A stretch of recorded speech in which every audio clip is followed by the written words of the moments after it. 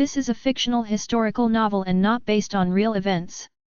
In the waning light of an autumnal day in Georgian London, the city shimmered beneath a peculiar interplay of hope and despair. The narrow cobblestone streets, lined with gaslit lamp-posts that flickered like hesitant stars in an inky sky, bore silent witness to the dreams and despairs of countless souls. It was in these winding alleys and bustling markets that Edward Montague, a man of refined character and quiet conviction, began his quest for redemption and purpose. With his scarred past still haunting his steps, Edward's heart beat with a blend of tenderness and determination, a fragile flame yearning to illuminate the darkness that often veiled the human spirit. Edward's journey was interwoven with that of Henry Wellington, a charismatic architect whose keen mind and warm humor belied the rigidity of his era. Henry, whose sketches of sprawling manors and intricate bridges had captured the admiration of London's intellectual elite, harbored ambitions as grand as the city itself.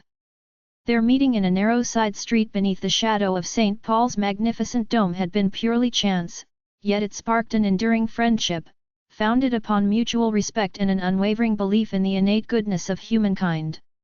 On a brisk morning, when the fog lifted to reveal a skyline edged in soft hues of gold and violet, Edward and Henry found themselves engaged in an animated discussion by the banks of the Thames. "You see, Henry," Edward began, his voice rich with both sorrow and resolve, "our lives are like these restless waters, ever-changing and persistent. Yet it is our duty to chart a course that brings light to those lost in darkness." Henry, nodding in agreement, replied with a wry smile, "And if our course should falter, my dear Edward, then let us at the very least leave behind a legacy of hope, much as a lantern guides the wandering traveler through treacherous night." Their words, imbued with a subtle playfulness amidst the weight of their convictions, echoed along the mist-laden river, mingling with the distant chimes of church bells and the murmurs of early risers. As the seasons turned with an inexorable rhythm, our two companions encountered a host of characters whose lives formed the vibrant tapestry of Georgian London. Among them was Alice Carter, a spirited young woman with eyes that shone like polished amber and a mind as curious as the cobbles beneath her feet. Orphaned at a tender age and raised by a kindly old seamstress, Alice had learned early on to navigate both the harsh realities of poverty and the endless possibilities of hope. It was in the dim light of a humble lamp in a cramped attic that Edward encountered Alice, whose gentle laughter and resilient optimism transformed the dour essence of his existence. "Mr. Montague," she said softly one chilly evening as they sat near a low-burning hearth in a modest lodging house, "do not think of your scars as a burden. They are the marks of a life well fought, each one a testament to your triumph over despair." Her words, simple yet profound, stirred something deep within him, rekindling a long-dormant belief that even in the darkest hour, charity of spirit could mend the deepest wounds. The city itself, with its labyrinthine backstreets and radiant boulevards, roared and whispered in equal measure. In the opulent chambers of the aristocracy, where calculated politeness hid the undercurrents of political intrigue and fragile alliances, men like Lord William Ashford maneuvered with the precision of master chess players. Yet among these power brokers, not all were devoid of conscience, for even in the corridors of power, a spark of decency could be found. One mist-shrouded night, Edward found himself face to face with Lord Ashford in the opulent foyer of a grand townhouse in Mayfair. The lord, draped in resplendent brocade and exuding an air of imperious calm, inquired in a measured tone, "Mr. Montague, do you truly believe that a single man's ideals can alter the course of history?" Edward's response, firm yet imbued with gentle irony, was, "Indeed, my lord, for it is not the hand that holds power but the heart that wields its influence. Let us remember that the soft murmur of hope can silence the clamorous roar of tyranny." The exchange, rendered in measured cadences and subtle wit, left Lord Ashford momentarily reflective, as if the echoes of that conversation might one day nurture a quieter revolution in the hearts of many. Meanwhile, Henry Wellington continued to cultivate his dreams through the artistry of stone and mortar. In his studio overlooking the Thames, he laboriously pored over blueprints and sketches, his mind a canvas painted with visions of bridges that would span not merely the river, but the divides between class and creed.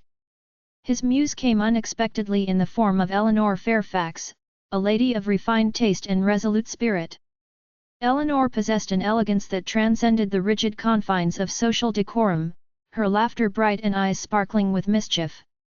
One afternoon, while reviewing a series of intricate designs for a new municipal library, Henry found himself engaged in an animated and at times deliciously irreverent conversation with Eleanor.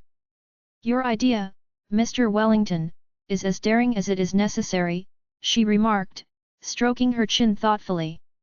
"But can a structure so magnificent ever truly shelter the hopes of its people? Or shall it merely be a monument to the vanity of its creator?"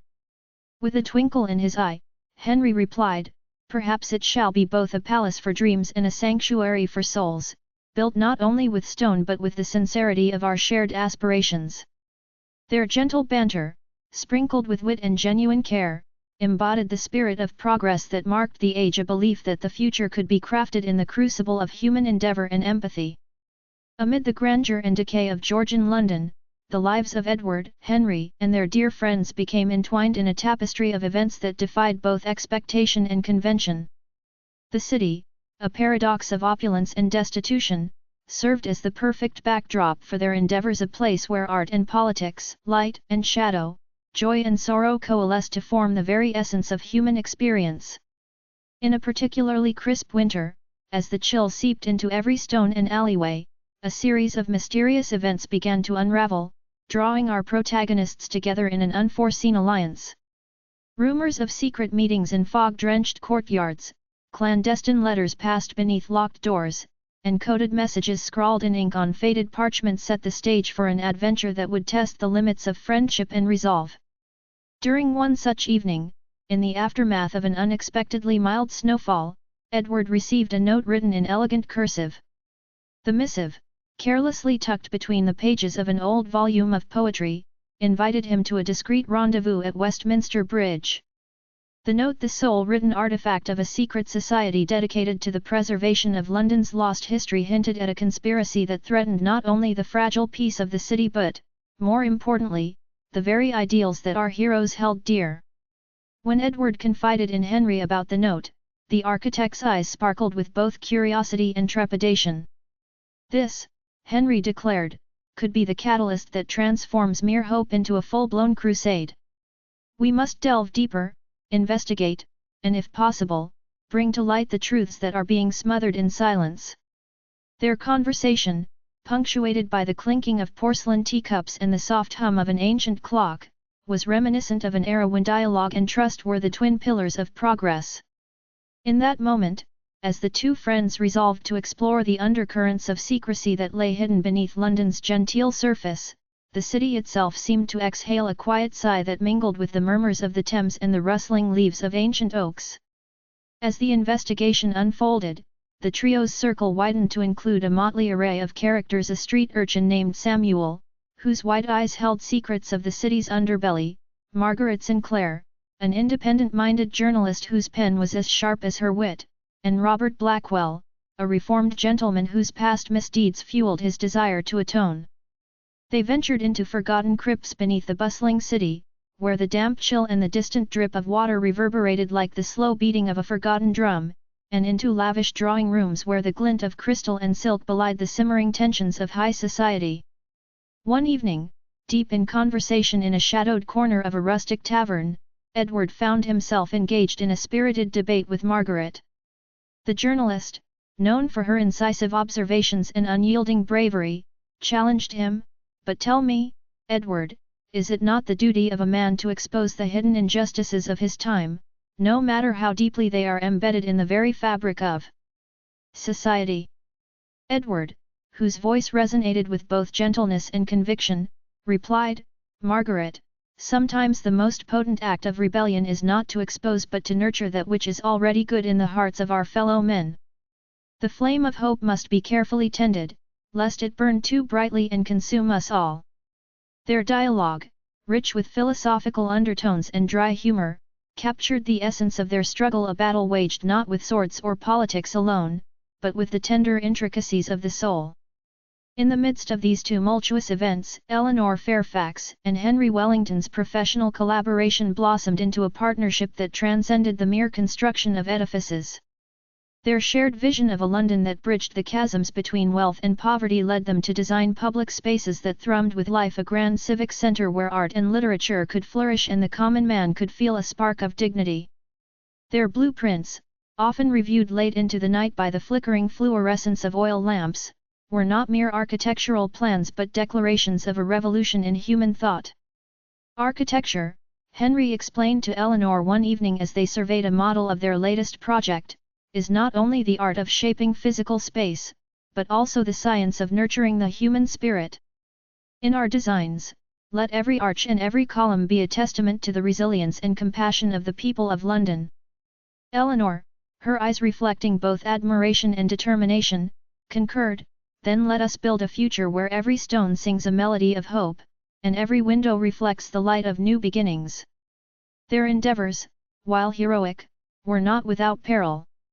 There were moments when the shadow of betrayal loomed large, when silence fell over crowded rooms and trust seemed as fragile as spun glass. It was during one such dark interlude that Edward, while trailing a mysterious informant through the labyrinthine alleys of Southwark, found himself at the crossroads of danger and destiny. The informant, a gaunt man with eyes that flickered like dying embers, muttered urgent lines of cryptic verse before vanishing into the swirling mist. Edward, shaken yet resolute, understood that every secret held within the great city was a key to unlocking truths long obscured. There is a rhythm to these veiled whispers, he confided later to Henry as they stood on a rain-slicked balcony overlooking the Thames.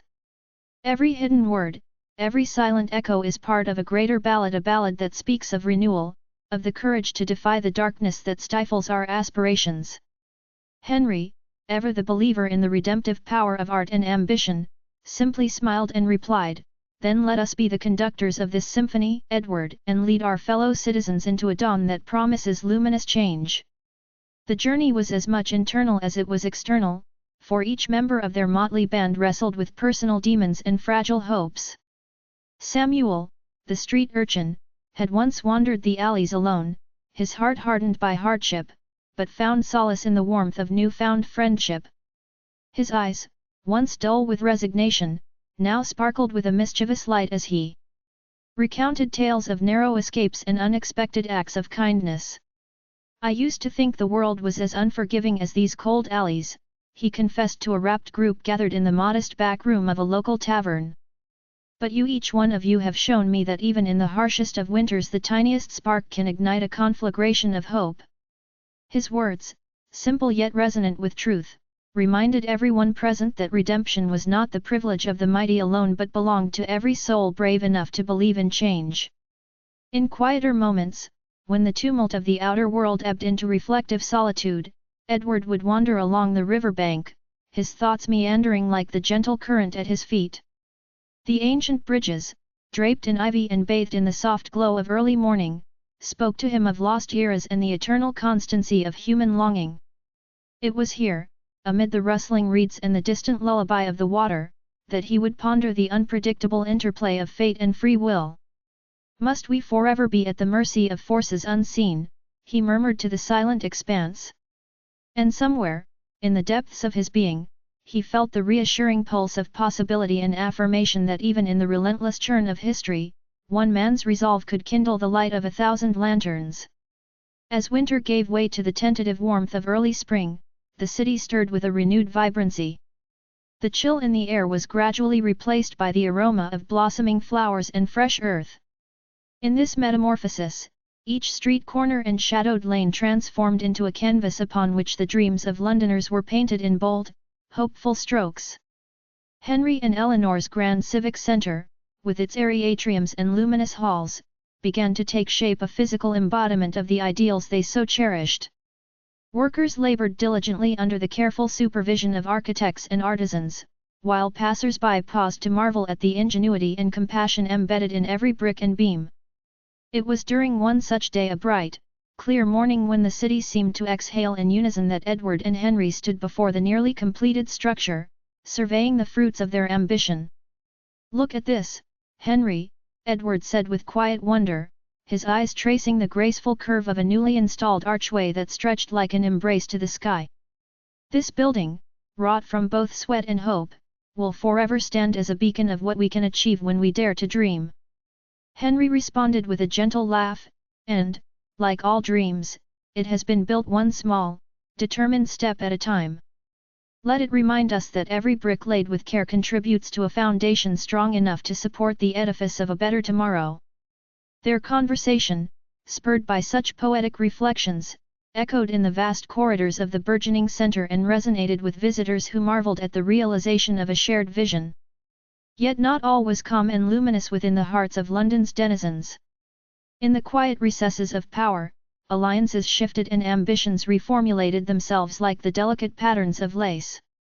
Lord William Ashford, whose earlier conversation with Edward had kindled a spark of self-reflection, found himself torn between the comfort of inherited privilege and the noble call to reform.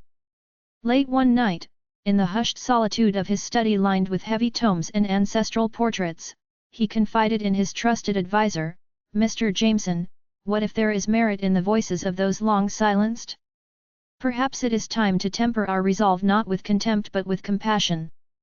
To let the light of progress illuminate even the darkest corners of our tradition." Mr. Jameson, ever the pragmatic realist, replied in measured tones, "My lord, the path of reform is fraught with both peril and promise. Yet if you choose to embrace this new dawn, you may, in time, become a beacon for many who have languished in the shadows." In that quiet moment of introspection, a quiet revolution was kindled, a revolution not wrought by armies or excessive rhetoric, but by the subtle, steady reawakening of a once stolid heart. The narrative of Georgian London surged forward like a mighty river, its currents carrying tales of hardship, joy, and the eternal struggle for justice. In the bustling marketplaces along Cheapside, vendors traded not only goods but heartfelt stories of hope. In the opulent ballrooms of Mayfair, glittering chandeliers illuminated conversations that wove together dreams and destiny. And amid it all, Edward, Henry, Alice, Eleanor, and their companions strove to embody the simple yet profound truth that every individual, however small or overlooked, possessed the capacity to shape the future. One balmy summer evening, as the golden sun sank low behind the silhouette of London's ancient spires, the group gathered in a modest garden nestled behind an aging townhouse in Kensington. The air was filled with the heady fragrance of roses and freshly cut grass, and the soft strains of a pianoforte drifted from an open window above. It was here that Alice, with her gentle smile and an infectious laugh, recounted a childhood memory to an enraptured audience. "I once believed," she began, her voice as melodious as a lullaby, "that our lives were fixed, like the rigid facade of a stone building, unyielding to the passage of time. But over the years, I have come to see that every day offers the opportunity to rebuild, to let love and compassion smooth away the rough edges of our past." Her words, earnest and soothing, washed over the assembled friends like a balm, reminding them that hope, when nurtured, could overcome even the bleakest of destinies. Under the brilliant stars of that fateful night, the companions pledged to remain united in their quest for a better tomorrow.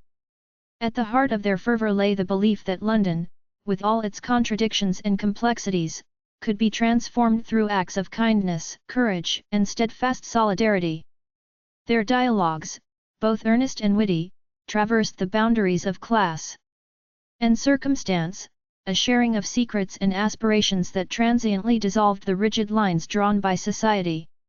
"Let us be the architects," Henry declared with a spark that danced in his eyes, "of a city reborn in mercy, where every person's voice is heard, every dream encouraged, and every difference celebrated."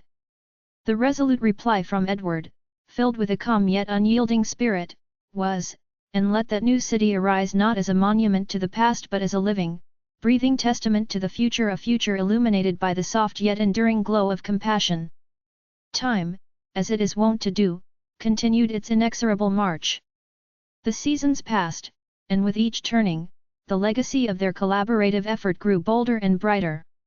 The Civic Centre, now complete in a resplendent array of marbled floors and golden accents, welcomed visitors from every corner of London.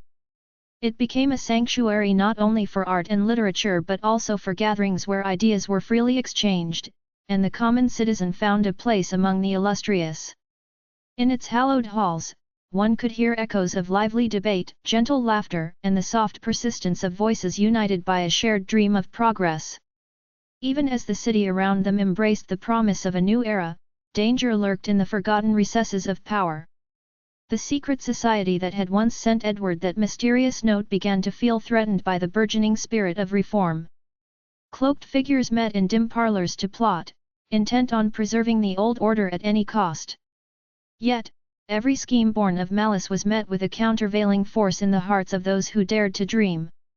Through a series of clandestine meetings in smoke-filled rooms, whispered conversations in narrow lanes, and brave confessions beneath star-scattered skies, Edward, Henry, and their allies gained an ever-deepening insight into the true essence of their beloved city, a place where each soul, whether noble or lowly, contributed to the grand mosaic of life. One such meeting took place on a cool, damp evening near the banks of the river. The group had gathered in a modest inn known as the Silver Swan, its walls regaling them with centuries of history in every creak and whisper. Over mugs of spiced ale and hearty plates of stew, Eleanor confided in the group, "There are forces at work that would see us return to an era of silence and subjugation, where only the powerful are allowed to speak and the meek are left to suffer in silence. We must act not with fury, but with unwavering resolve to ensure that every voice rings clear and true." His impassioned plea was met with thoughtful nods and murmurs of agreement. Robert Blackwell, whose life had been a story of penance and redemption, added in a gravelly tone, "I have known the dark side of power, the cold cruelty of neglect. But in each one of you, I see the glimmer of a future built not on oppression but on compassion. Let us build that future, stone by stone, in defiance of fear." The conversation in that smoky room was punctuated by laughter and the gentle intermingling of hope and earnest determination. Even Samuel, who had once known only the relentless hardship of the streets, spoke with the deliberate calm of someone who had seen the transformative power of friendship. "I never imagined," he said softly, "that a ragged street urchin like myself could witness such grand ideas taking shape. But here, in this very moment, I feel that my life, no matter how humble, matters deeply in the great narrative of this city." His words, simple and true, reverberated through the room, unifying the disparate strands of their collective struggle. As the night deepened into the early hours of dawn, the group dispersed with renewed vigor and conviction, each returning to their separate tasks with a heart buoyed by the promise of change. In the following weeks, their efforts converged into an expansive campaign of advocacy and artistic expression. Public forums were convened in spacious courtyards, pamphlets and broadsheets were distributed among the busy throngs of Cheapside, and muralists, inspired by Henry's architectural vision, began to paint vibrant scenes of unity and progress on the once barren walls of neglected neighbourhoods. During one particularly stirring public gathering in the centre of London, Edward stood before a modest crowd in front of his beloved civic centre, his voice gentle yet resolute. "Today, we stand together as one people, bound not by our differences but by our shared dreams. In the heart of this great city, let us kindle the flame of hope that will guide us through even the darkest storm. Our journey may be fraught with obstacles, yet it is our virtues of perseverance, kindness, and unity that shall be our compass." The assembly, moved by his words, erupted in quiet applause and murmured affirmations, a chorus of hope rising amidst the twilight of uncertainty. In the days and months that followed, London transformed. The city, once a stage for discord and neglect, was gradually reimagined as a canvas for renewal.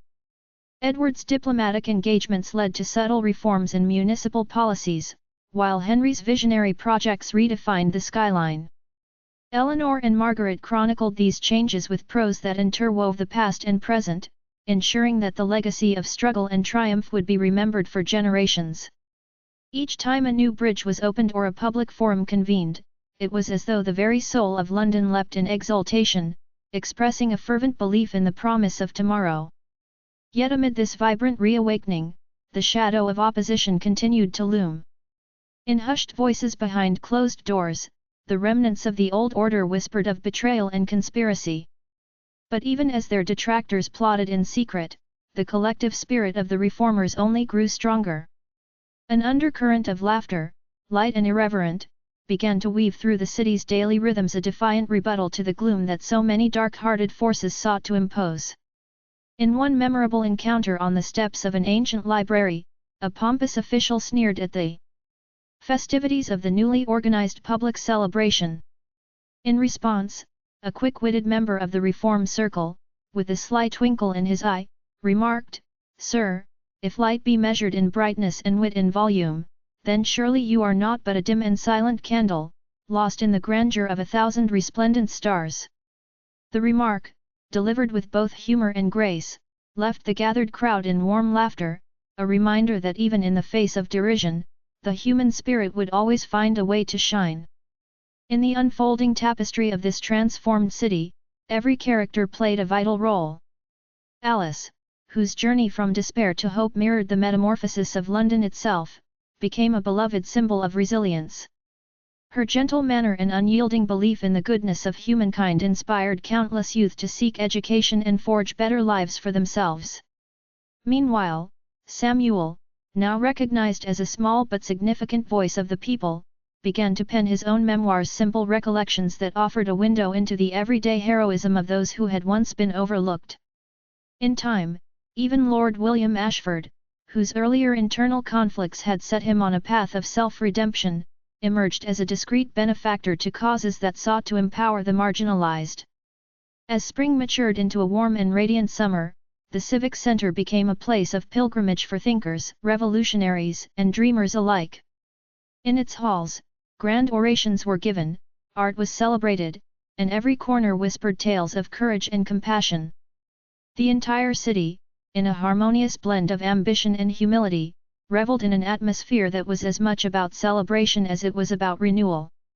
The grand project which had once seemed an impossible dream now stood as the living, breathing heart of a community united by a common cause. In a final, poignant moment that encapsulated the spirit of their struggle, Edward and Henry found themselves once more walking along the embankment of the Thames. The river, shimmering beneath a tapestry of twilight and the burgeoning glow of street lamps, appeared to carry with it the weight of history and the promise of an unfettered future. "Henry," Edward said softly, his voice trembling with quiet emotion as he gazed into the flowing water, "we have seen the best and worst of what men can be. Yet through it all, the enduring power of hope has been our guide, a guiding lantern that will forever light our path through the darkness." Henry, his eyes glistening in the gentle luminance of the evening, replied, "And let us remember that every act of kindness, every sincere word, and every brave choice contributes to the eternal mosaic of life. We have built more than structures, we have built a community, a movement, and above all, a future filled with light." Their voices, melding softly with the lapping waves against the ancient embankments, carried the message of a city reborn. In that quiet communion with the past and the future, every face that had once harbored despair now beamed with the reassuring knowledge that even in the restless tide of history, the human heart could rise, again and again, to embrace the luminous promise of a new dawn.